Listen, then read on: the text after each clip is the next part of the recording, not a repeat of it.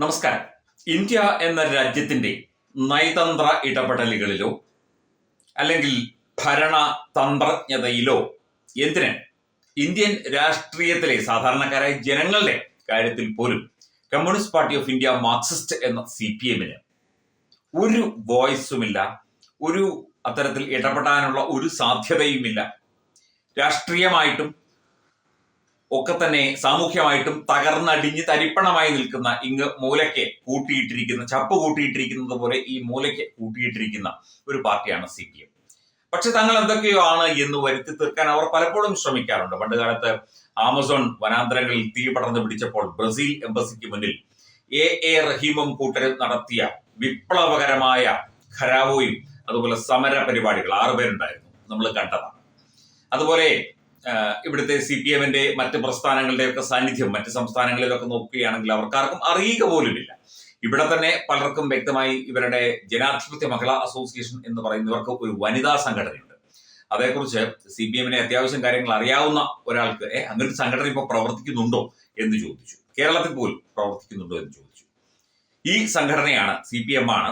ഇപ്പോൾ പ്രധാനമന്ത്രി നരേന്ദ്രമോദി ഇസ്രായേൽ സന്ദർശിച്ചു. അദ്ദേഹത്തിന് വലിയ സ്വീകരണമാണ് ലഭിച്ചത്, ഊഷ്മളമായ സ്വീകരണം. നമ്മുടെ ഗാനങ്ങളൊക്കെ തന്നെ പാടിക്കൊണ്ട് അദ്ദേഹത്തെ ഹൃദയപൂർവ്വം സ്വീകരിച്ചു. മാത്രമല്ല ഇസ്രായേലി പ്രതിപക്ഷം നെതന്യാഹുവിനെതിരാണ്. അവർ ആദ്യം ഇറങ്ങിപ്പോയിട്ട് തിരിച്ചു കയറി വന്നു. ഇറങ്ങിപ്പോയിട്ട് അവർ ട്വിറ്ററിലൂടെ പ്രസ്താവന പുറത്തിറക്കി, ഞങ്ങൾക്ക് പ്രധാനമന്ത്രി നരേന്ദ്രമോദിയോട് എന്നും ബഹുമാനവും സ്നേഹവുമാണ്, നെതന്യാഹുവിന്റെ നയങ്ങളോടാണ് ഞങ്ങൾക്ക് എതിർപ്പ് എന്ന് അവിടുത്തെ ഇസ്രായേലി പ്രതിപക്ഷം അവിടെ പ്രസ്താവന ഇറക്കുകയും ചെയ്തു. അദ്ദേഹത്തിന്റെ പ്രസംഗം കേൾക്കാനായിട്ട്, നരേന്ദ്രമോദിയുടെ പ്രസംഗം കേൾക്കാനായിട്ട് തിരിച്ചിറങ്ങി വന്നു. അതുപോലെ തന്നെ മെഡൽ ഓഫ് നെസറ്റ് എന്ന് പറഞ്ഞ ഇസ്രായേലി പാർലമെന്റിലെ ഏറ്റവും പ്രധാനപ്പെട്ട ഒരു ബഹുമതി സ്പീക്കർ പ്രധാനമന്ത്രി നരേന്ദ്രമോദിക്ക് സമ്മാനിക്കുകയും ചെയ്തു. പക്ഷേ CPM പറയുന്നതൊന്നുമല്ല, ഈ സന്ദർശനമൊന്നും ഞങ്ങൾ അംഗീകരിക്കുന്നില്ല, ഇസ്രായേലുമായുള്ള കരാറൊന്നും ഞങ്ങൾ അംഗീകരിക്കുന്നില്ല, ഞങ്ങൾക്ക് ഫലസ്തീനും ഹമാസും തീവ്രവാദവും ഒക്കെയാണ് വിഷയം. എന്തൊക്കെയായാലും ശരി, ഇതൊന്നും ഞങ്ങൾ കണ്ട ഭാവം നടിക്കില്ല, ഞങ്ങളിതൊന്നും അംഗീകരിക്കില്ല. CPM അംഗീകരിച്ചില്ലെങ്കിൽ നരേന്ദ്രമോദിക്ക് തൃണമാണ്, ഇന്ത്യക്ക് വെറും തൃണമാണ്. CPM ആണോ ഇന്ത്യയിലെ കാര്യങ്ങൾ തീരുമാനിക്കുന്നത്? MA ബേബി സഖാവ് സത്യം പറഞ്ഞാൽ ഇത്തരം പ്രസ്താവനകൾ ഇറക്കാൻ കുറച്ചുകൂടി മൂക്കണം. പക്ഷെ പ്രസ്താവന ഇറക്കാൻ ടൈപ്പ് ചെയ്ത് ഇറക്കാൻ വലിയ പാടൊന്നുമില്ലല്ലോ. കഴിഞ്ഞ ദിവസം മുതൽ സമൂഹ മാധ്യമത്തിലൊക്കെ തന്നെ അത്യാവശ്യം നല്ല ഇംഗ്ലീഷിലുള്ള ഒരു പ്രസ്താവന CPM നമുക്ക് കാണാം. അതായത് ഇസ്രായേലിന്റെയും ഇന്ത്യയും തമ്മിലുള്ള ബന്ധങ്ങൾ, നയതന്ത്ര ഇടപെടലുകൾ, അത്തരം നയങ്ങളോട്, അതുപോലെ തന്നെ ആഗോളതലത്തിലുള്ള ഇന്ത്യയുടെ പല നയങ്ങളോട്, ഇസ്രായേലുമായുള്ള സൗഹൃദത്തോട്, അമേരിക്കയുമായുള്ള സ്നേഹത്തോടൊക്കെ ഞങ്ങൾ എതിർപ്പ് പ്രകടിപ്പിക്കുന്നു എന്നൊക്കെയാണ് ഈ വാരി വലിച്ച് എഴുതി വെച്ചിരിക്കുന്നത്.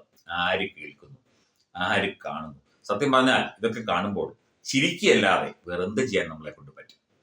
അറബ് രാജ്യങ്ങൾ വരെ ഇന്ത്യയുടെ നീക്കങ്ങൾക്ക് അംഗീകാരം കൊടുത്തുകൊണ്ട് തീവ്രവാദത്തെ ഈ ഭൂമിയിൽ നിന്ന് തുടച്ചു നീക്കണം, അതിന് ഹമാസിനെ ഇല്ലാതാക്കണം, ഹമാസ് പോലുള്ള തീവ്രവാദ സംഘങ്ങളെ, ഹൂത്തികളെ ഒക്കെ തന്നെ ഇല്ലാതെയാക്കണം എന്ന് പ്രതിജ്ഞ എടുത്ത് മുമ്പോട്ട് പോകുന്ന ഈ അന്താരാഷ്ട്ര കാലഘട്ടത്തിൽ അന്താരാഷ്ട്ര സമൂഹം ഇന്ത്യക്ക് വലിയ പരിഗണനയും പിന്തുണയും നൽകുന്ന അവസരത്തിൽ സ്വന്തം രാജ്യത്തെ ഇരുന്നു കൊണ്ട് സ്വന്തം രാജ്യത്തിന്റെ നീക്കങ്ങളെ, രാജ്യത്തിന്റെ നയതന്ത്ര ഇടപെടലുകളെ എതിർക്കുന്ന ഇവരോടൊക്കെ എന്ത് പറയാനാണ്?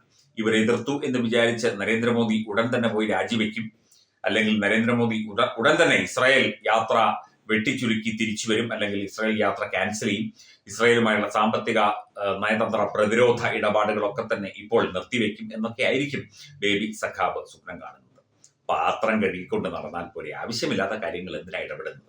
നിങ്ങളെ കൊണ്ട് പറ്റുന്ന പണി അതൊക്കെ തന്നെയാണ്. വീടുകളിൽ പോവുക, ആൾക്കാരെ സോപ്പിടുക, ഇല്ലാത്ത കാര്യങ്ങളൊക്കെ അവരെ പറഞ്ഞ് ബോധിപ്പിക്കുക, കുറെ വികസനം എന്ന് പറഞ്ഞ് എന്തെങ്കിലുമൊക്കെ പേര് പറയുക, അവരുടെ പാത്രം കഴുകുക, കൂട്ടാന് നുറുക്കി കൊടുക്കുക, കറിക്ക് നുറുക്കി കൊടുക്കുക, ചമ്മന്തിക്ക് കടുക് ഉറക്കുക തുടങ്ങിയ കാര്യങ്ങളൊക്കെയാണ് നിങ്ങളെ കൊണ്ട് പറ്റുന്നത്. ബേബി സഖാവിനെ കൊണ്ടും കൂട്ടരെ കൊണ്ടും അതൊക്കെയാണ് പറ്റുന്നത്.